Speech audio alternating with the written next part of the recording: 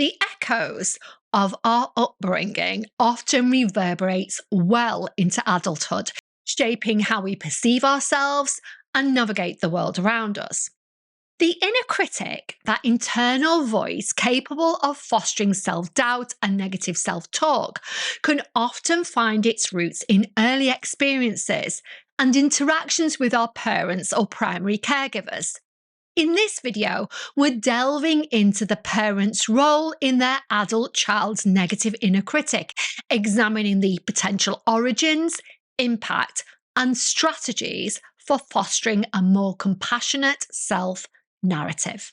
I'm Jo Banks. I've been a professional executive business coach for 15 years, and I'm sharing what I know.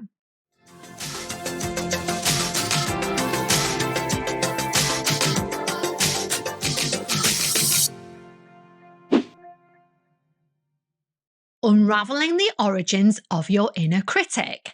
Learned patterns, models of behaviour.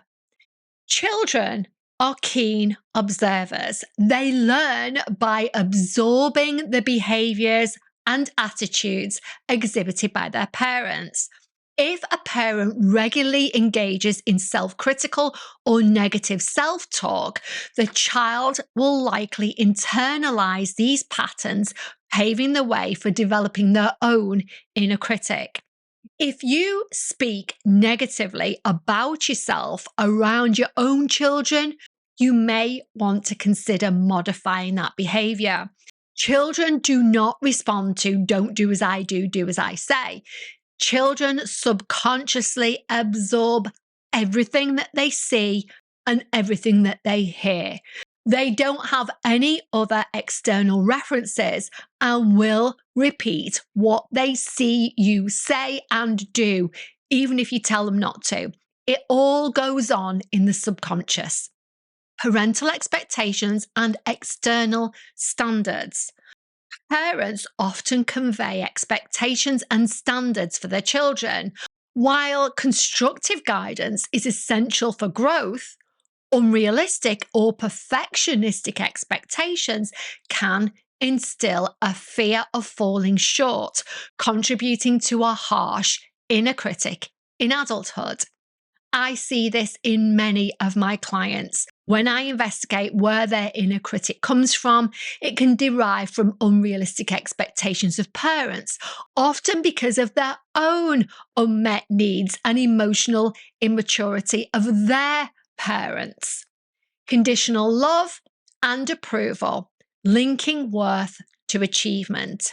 If a child's sense of self-worth becomes closely tied to achievements or meeting parental expectations, they may develop a relentless inner critic that equates self-worth with success. A fear of disappointing parents can fuel negative self-talk. It can also create people-pleasing tendencies and the form stress response. People-pleasing starts with parent-pleasing, and I've got an entire video coming up on that in the next couple of weeks, so make sure you like, subscribe, comment, and hit the notification bell. Yeah. This is a biggie for me. There was no unconditional love in my family growing up. As long as I was performing, being a good girl, doing everything I was told to do and more, in other words, anticipating the needs of my family, especially my mother, then everything would be okay.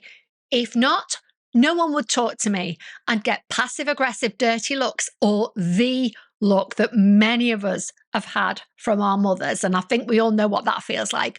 This highly abusive behaviour would be difficult for an adult to receive, let alone a small child.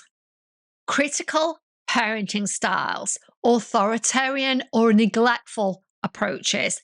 Authoritarian parenting styles characterized by strict rules and high expectations can foster an inner critic in a child who feels pressure to meet stringent standards. Neglectful parenting, marked by emotional unavailability. Attachment theory also comes into this here, and I probably need to do an entire video on that, can lead to a lack of self-worth. Direct criticism. I work with many clients who had difficult childhoods, who were told point blank repeatedly that they were useless, that they'd never amount to anything, that they were stupid, thick, ugly, incompetent. Well, you get the picture. In fact, this too, again, was my childhood. The voices of those abusers, which is what it is, it's abuse, become their or my inner critic into adulthood. Unless we're aware of it and take steps to change it, what we hear about ourselves and the world around us as children remains our inner critic long after we've grown up. The impact on us as adults: self-doubt and perfectionism. Adult children of parents who cultivated a harsh inner critic may struggle with self-doubt and perfectionism. The fear of making mistakes or falling short of expectations can contribute to a persistent negative self-talk. Impaired self-esteem and internalized criticism. Internalizing parental criticism can lead to a diminished sense of self-esteem. Adult children may carry the weight of past criticisms, affecting their confidence and self-worth. Difficulty setting boundaries. If parents' love or approval was conditional during childhood, adult children may struggle with setting boundaries. The fear of disappointing others can lead to overcommitment and self-neglect. Relationship issues. The internalized inner critic can impact relationships, fostering self-doubt and making it challenging for adult children to trust in their authenticity of their connections. They may fear rejection or judgment. Nurturing a compassionate self-narrative. So, how do we nurture a compassionate self-narrative? Firstly, reflection and awareness. Reflect on your upbringing and consider the messages about self-worth and success conveyed by your parents. Awareness is the first step towards understanding the root of your inner critic. Identify triggers and reframe negative thoughts. Identify specific situations or triggers that amplify your inner critic's voice. Recognizing patterns is critical to changing an unhelpful dialogue. I recommend to clients that as soon as possible after they notice that they're going down a negative thought loop, is that they write down, number one, what is the thought? What am I saying to myself? Number two, what was going on that triggered that thought? Number three, what evidence do I have that that thought is true? And a little side note on that, there probably won't be any. And number four, what is a more realistic thought? These are amazing journal prompts. Really helps you get to grips with what your triggers are and the repeat patterns that you keep using. Awareness of patterns allows you to interrupt the automatic negative responses. If you maintain this practice for just a week, you will start to recognize that there are patterns to your negative thoughts. By the time we get to the age of 35, 95% of what we think and do are programs on repeat. So actively challenging the negative self-talk and reframing unhelpful thoughts using this 4-step process can help you consider alternative, more compassionate perspectives. Another great tool is to ask yourself whether you would speak to a friend in the same critical manner, or whether you would allow someone else to talk to you the way you're talking to yourself. It can be quite an eye-opener. It was for me when I first discovered my internal self-talk 20 years ago. Now, I have been practicing that 4-step technique for at least the 20 years now, but because I was so heavily programmed for negativity in childhood, if I'm tired or I haven't been taking care of myself particularly well, I may slip back into negative self-criticism. It hasn't gone away entirely, but I do know how to manage it now, and I see it quickly when it does raise its ugly head. Setting realistic standards. Recognize that perfectionism is an unrealistic standard. Embrace the concept of being human and acknowledge that making mistakes is an integral part of personal growth. Whenever I recognize that I'm leaning towards perfectionism, I remember the term, no one can be perfect, but everyone can be excellent. Cultivating self compassion. Practice self compassion by treating yourself with the kindness and understanding you would offer a friend. Engage in self soothing activities and cultivate a nurturing inner dialogue. Nurture your inner child. Give your inner child the love and compassion it didn't receive when it should have done. We call this work reparenting. It can be hugely powerful.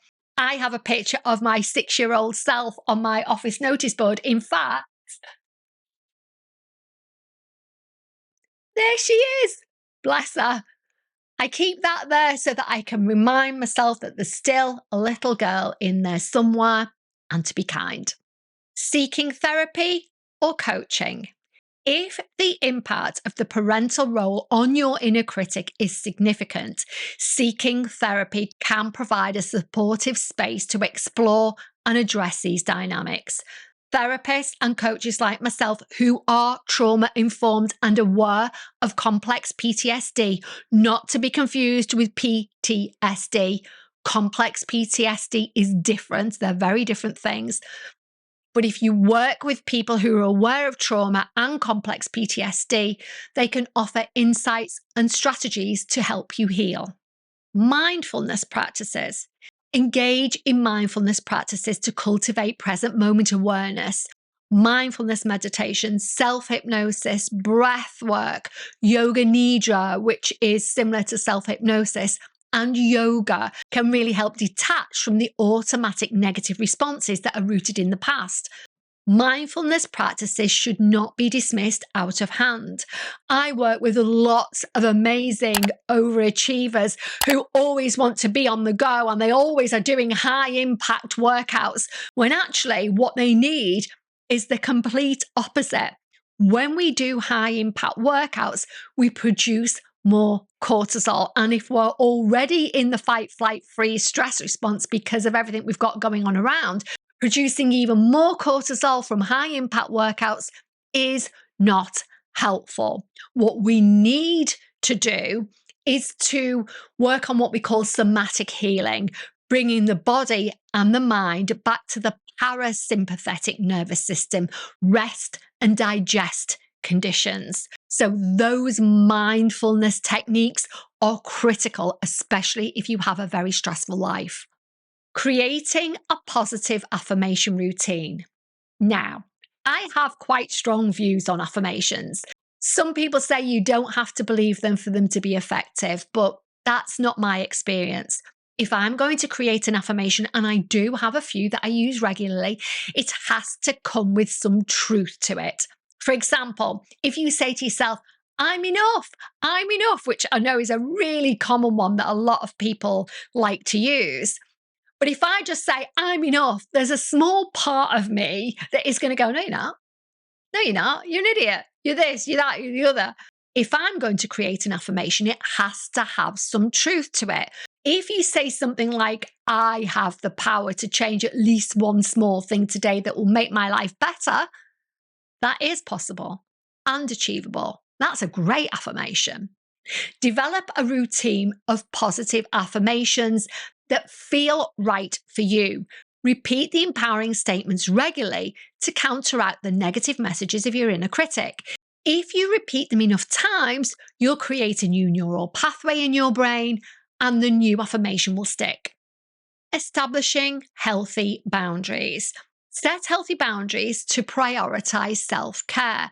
Recognize that taking care of yourself is not selfish. It's essential to maintaining overall well-being. You cannot pour from an empty cup. The more depleted you become, the harder it will be to control your inner critic. Setting boundaries in every aspect of life is critical. I have a video on setting boundaries in the workplace, and I have articles on my website at jobanks.net around setting boundaries with parents, friends, and other family members. I'll leave links below. Communicating with parents. If comfortable, engage in open and honest communication with your parents. Share your experiences and your feelings, expressing the impact of certain behaviours on your well-being. This can foster mutual understanding and potentially contribute to healing, but not all parents are going to want to hear that. I know my parents would definitely not engage in any conversation that went down that route. Transforming your inner critic into an ally. Reframe mistakes as learning opportunities.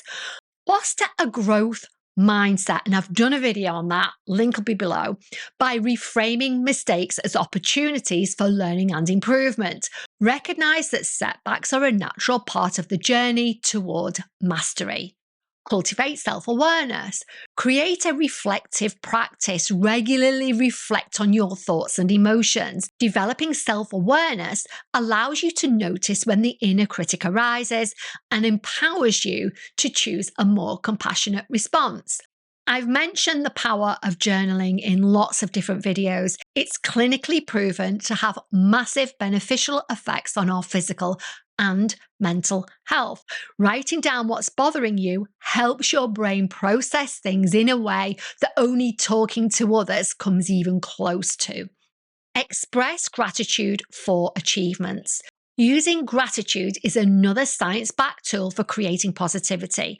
Acknowledging and expressing gratitude for your achievements, no matter how small. Celebrating successes helps counteract the tendency to focus solely on perceived shortcomings. There are lots of different ways you can practice gratitude. First one, write down 3 things you're grateful for each morning.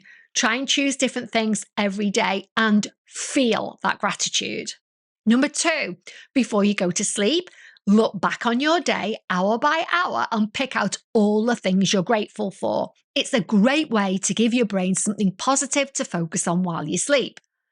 Number 3, create a gratitude jar. Every time you're grateful for something that happens, write it down, put it in the jar. On the days when you're feeling less resourceful, empty out the jar and get reading to improve your mood. This is a great one to do with the kids as well. One point to remember is that you have to feel the emotion of gratitude to have the beneficial effects. You don't just go through the motions. I'm grateful for my mum, I'm grateful for my dad, I'm grateful for my kids, that does not have the same beneficial effect. Try and look for different things every day, sit quietly and actually feel your gratitude. That's what we know has the most beneficial effect. The wrap up. Taming the inner critic requires a conscious and ongoing effort to reshape self-talk and foster self-compassion. By understanding the origins of the inner critic, recognizing its impact, and implementing practical strategies for transformation, you can shift from self-criticism to self-empowerment. In addition, breaking the cycle for future generations involves conscious parenting practices, prioritizing emotional well-being and resilience. Ultimately, the journey toward a more compassionate inner narrative is a continuous process of self-discovery, healing, and cultivating a nurturing and empowering self-dialogue. As you embark on this transformative journey, remember that self-compassion is not a destination, but a practice, an ongoing commitment to treating yourself with kindness and understanding that you deserve. What next? If you have any words of wisdom on this topic or any questions you'd like me to answer, please leave them in the comments section below. I really love interacting with you all and really value your feedback. If you enjoyed this video, please be sure to like, comment, subscribe, and hit that notification bell so that you don't miss a thing. Finally, as always, a huge thank you to everybody who stays until the very end. And thank you so much for your continued support. It really does mean the absolute world to me.